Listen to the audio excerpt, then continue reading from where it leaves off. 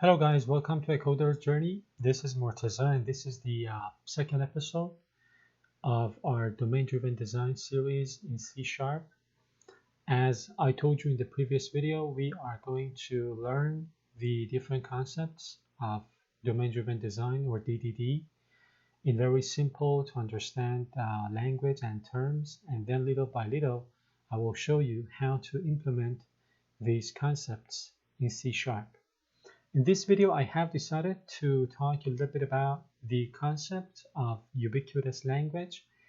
We're going to, talk about ubiquitous language theoretically in this video, and in the next video, I'm going to show you how to, implement some of the good practices when it comes to ubiquitous language by, implementing some C# code. So this video is going to be, theoretical. The next one is going to build up on this one and is going to be more practical. So let's see what this ubiquitous language is all about. The meaning of the word ubiquitous, of course, if you look it up in the dictionary, it means when something is ubiquitous, it means that it is present everywhere, right?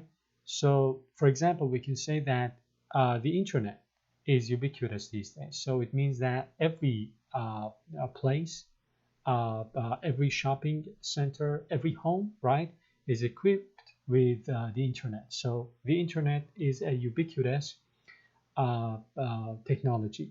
So we're going to talk about ubiquitous language, a language for communication, right? Because languages are for communication between probably developers and domain experts or stakeholders.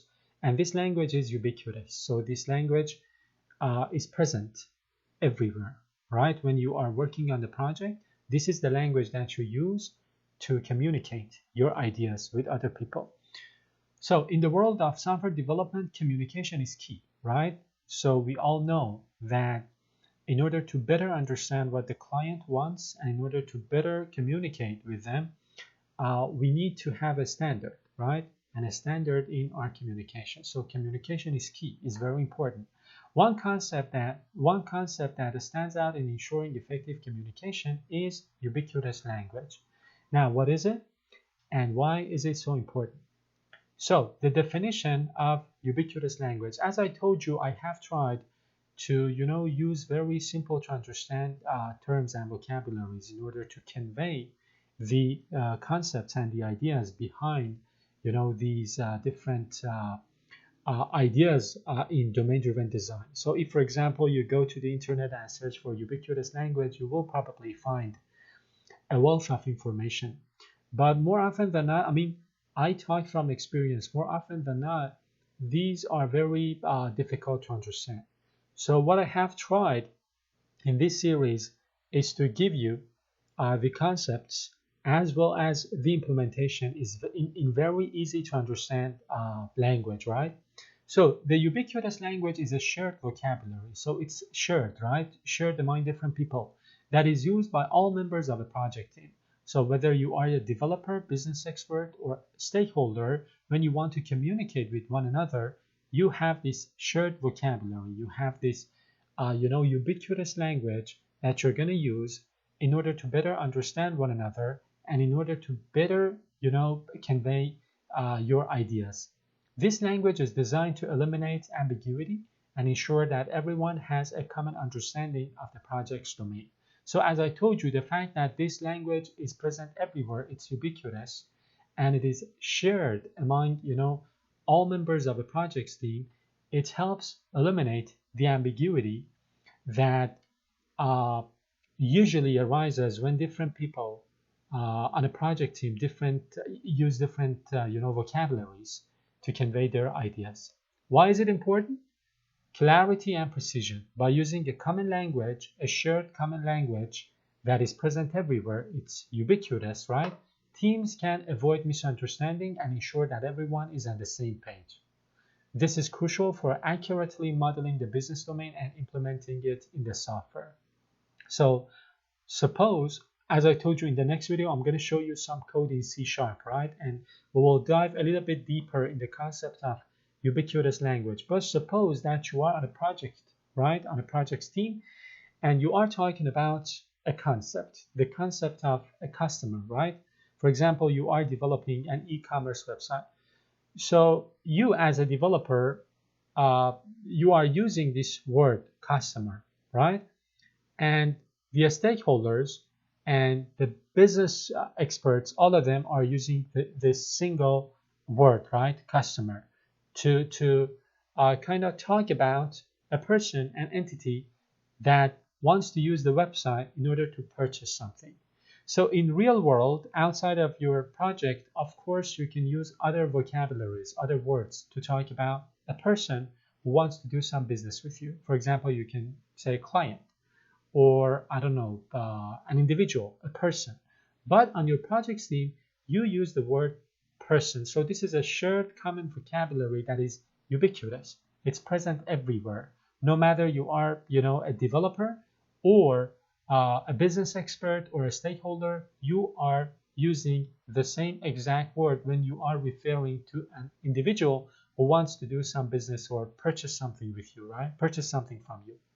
So this clarity and precision comes with this ubiquitous language. Improved collaboration. When everyone speaks the same language, collaboration becomes smoother. Business experts can communicate their needs more effectively to developers, leading to better software solutions. So when you want to implement a new feature, the business experts tell you that, I want a customer to do this. And you instantly know what the concept of a customer is because both of you are using a shared common language and you understand one another instantly without any ambiguity, and the collaboration, as I said, becomes much smoother. Consistency in code, ubiquitous language also helps in maintaining consistency in the code base.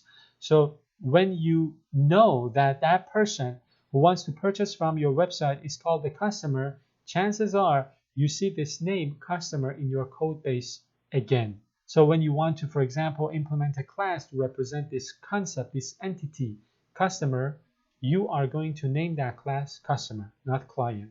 So you see, this ubiquitous language is not only about having a consistent communication between developers and stakeholders and business experts, but it is also about making your code base consistent.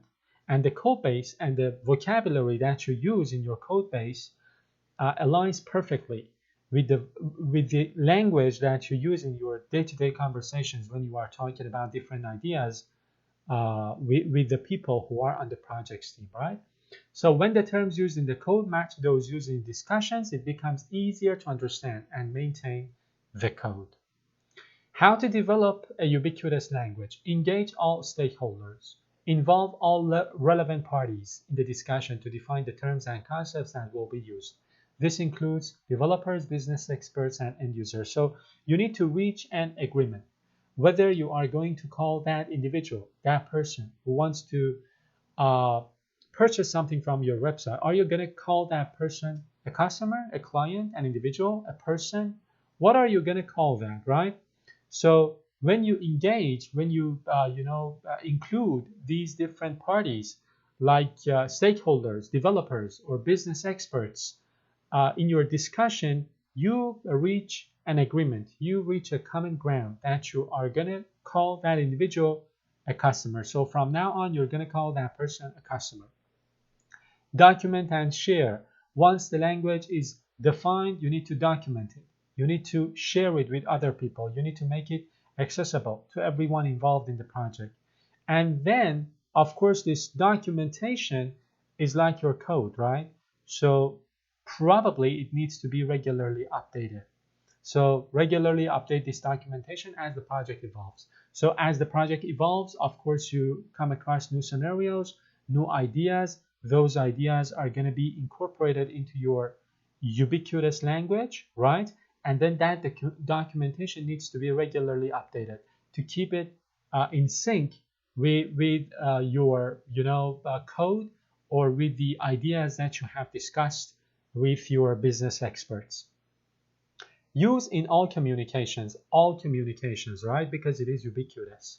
So ensure that the ubiquitous language is used consistently in all forms of communication, from meetings and emails to code comments and documentation. So you need to be very strict, and you need to, demand that members of your team always use this shared common vocabulary, this ubiquitous language when they want to communicate with one another. Not only when they want to engage in, face-to-face conversations, but also when they want to, write a piece of comment, or when you want to, I don't know, update a documentation. So you need to keep this language ubiquitous. If you want to use it to, eliminate a lot of confusion and ambiguities, it needs to be available, present everywhere, present in all communications. It is ubiquitous, right? Conclusion. So adopting a ubiquitous language can significantly enhance the efficiency and effectiveness of a software development project.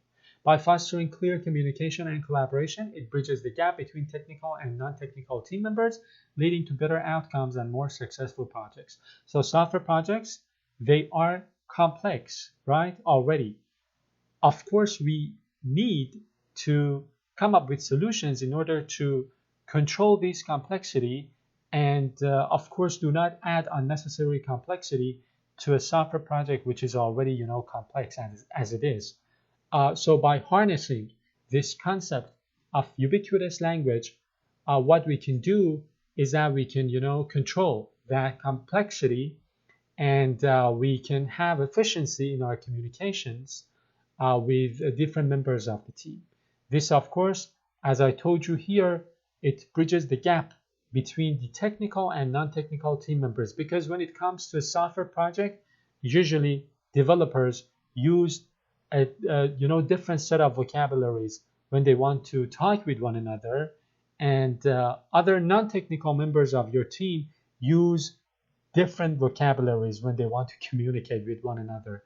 But when these two parties agree on a well-defined ubiquitous language, a shared common vocabulary, this ambiguity that arises from differences in the vocabularies you use will be eliminated. So I hope you have enjoyed watching this video. I told you this is just the theoretical concept. If you stay with me in the upcoming videos, we're going to see some more code, and then little by little, I'm going to walk you through the other concepts of domain-driven design, and then we're going to see them in theory, and then we're going to probably not, we're going to definitely, implement them using C#. Thank you so much again for watching, and till the next video. Bye-bye.